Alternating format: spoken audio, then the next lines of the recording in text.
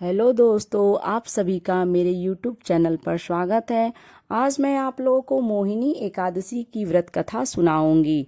वैशाख मास के शुक्ल पक्ष में जो एकादशी आती है उसे मोहिनी एकादशी कहा जाता है। महाराज युधिष्ठिर ने भगवान श्री कृष्ण से इस एकादशी के महत्व के बारे में पूछा। तब भगवान ने उन्हें मोहिनी एकादशी की महिमा बताई। भगवान श्री राम और वशिष्ठ मुनि का संवाद। एक बार वशिष्ठ मुनि भगवान श्री राम को इस एकादशी का व्रत करने की कथा सुनाई। भगवान श्री राम ने वशिष्ठ मुनि से पूछा, हे मुनिवर, कौन सा व्रत सभी पापों का नाश करने वाला है? वशिष्ठ मुनि ने उत्तर दिया, हे प्रभु, आपके नाम का स्मरण मात्र ही सभी को मोक्ष प्रदान करने में सक्षम है। फिर भी जनहित में मैं इस प्रश्न का उत्तर दे रहा हूँ। मोहिनी एकादशी का व्रत करने से समस्त पापों का नाश होता है। भद्रावती नगरी की कथा। एक समय सरस्वती नदी के तट पर भद्रावती नामक एक सुंदर नगरी थी। इस नगरी के राजा का नाम शक्तिमान था, जो अत्यंत बुद्धिमान और सत्यवादी थे। उसी राज्य में धनपाल नामक एक व्यापारी रहता था, जो भगवान विष्णु का परम भक्त था। धनपाल बहुत धनवान और समृद्ध था। धनपाल अपनी संपत्ति का उपयोग सदैव राज्य और जरूरतमंद लोगों की सहायता के लिए करता था।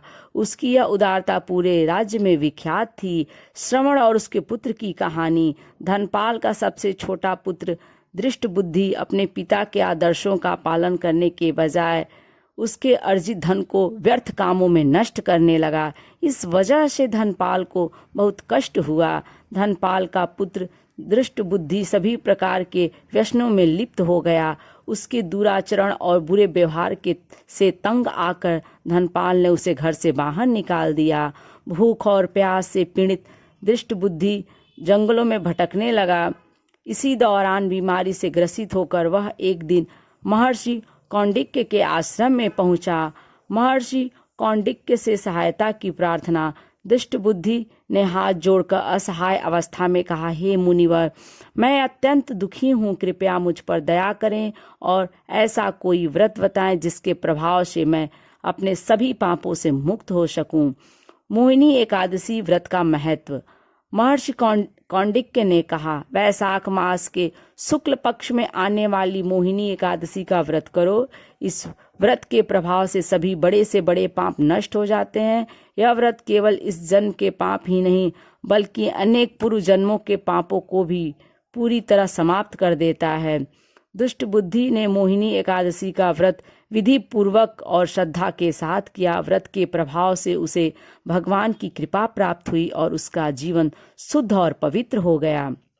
वह दिव्य स्वरूप धारण कर श्री विष्णु धाम को प्राप्त हुआ। भगवान श्री कृष्ण का उपदेश।